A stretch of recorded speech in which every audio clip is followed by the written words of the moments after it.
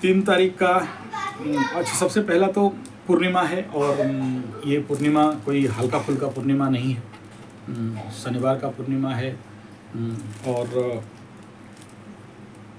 गुरु चंद्रमा युति के साथ चतुर्ग्रही के ऊपर दृष्टि। कुछ बड़े इवेंट विश्व में झटका मिलता हुआ दिखाई दे रहे हैं, इसलिए ह्यूमन सिस्टम भी सावधान रहें। ऐसे में ओवर एनर्जी होता है और बड़े सारे समस्या बनते हैं। आगे हम लोग विश्लेषण करेंगे। तो यहाँ जो पूर्णमी है वो पूर्णमी का मीन राशि के लिए पूर्णमी नेचुरल बात है और कन्या के लिए पूर्णमी ये घात तिथि में चलता है और साथ में शनिवार तो वृषभ सिंह और कन्या के लिए शनिवार घात तिथि रहता है। आगे हम लोग बात कर लेते हैं आज का पंचांगीय स्थिति कैसा रहने वाला है। सबसे पहला यहाँ ब्रह्म योग है, भवकरण है, आद्रा नक्षत्र 5:28 PM all over the day और उसके बाद पुनर्वसु में मिथुन पुनर्वसु में चले जाएंगे। शुक्ल पक्ष शनिवार सनराइज 7:14, अस्त 5:36। अपने समय का आपको देखना चाहिए। शिशिर ऋतु और मिथुन चंद्रमा अभिजीत 12:04 से लेकर 12:46, राहु काल 9:49 से लेकर 11:07 AM दिन में ही और दिशा शुल पूर्व दिशा। एकदम नहीं जाएं और जाते हैं तो पूरा टुटका के साथ जाएं, अदरवाइज कई प्रकार का समस्याएं यहाँ पर बिल्डअप हो सकता है। आद्रा नक्षत्र है तो धनिष्ठा को यहाँ मिल रहा है बल, बाकी दो को नहीं मिल रहा है या सेकंड नक्षत्र 5 बजे के बाद मिलेगा।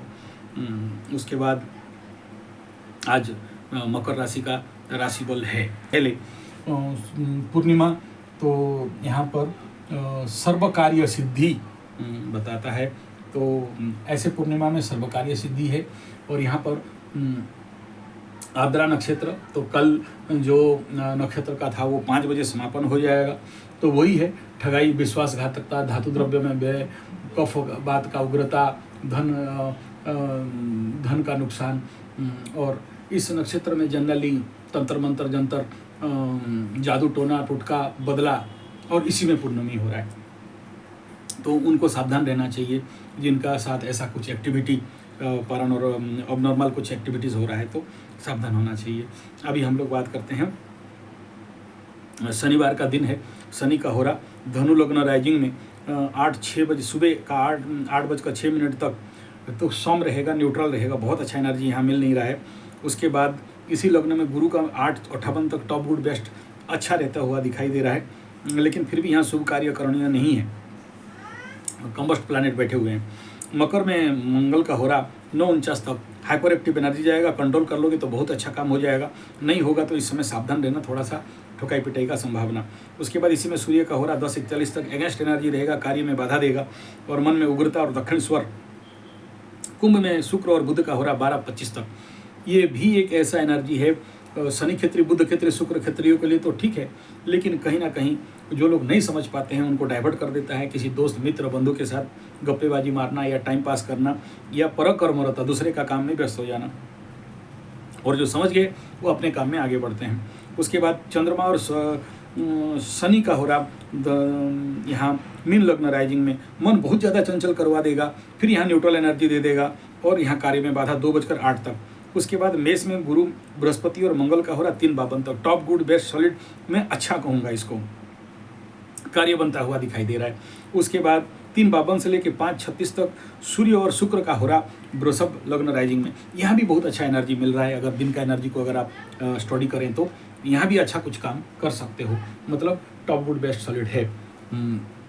अब हम लोग लग्न फल, होरा फल, नक्षत्र फल, तिथि फल, बार फल के बाद हम लोग बात कर लेते हैं आज का चंद्र का राशि। मकर राशि, मकर राशि के लिए यहाँ छठा चंद्रमा, आरोग्यता, सफलता, कंपटीशन में जीत, टॉप गुड बेस्ट सॉलिड, बम बम, लेकिन नक्षत्र इज नॉट गुड कंडीशन।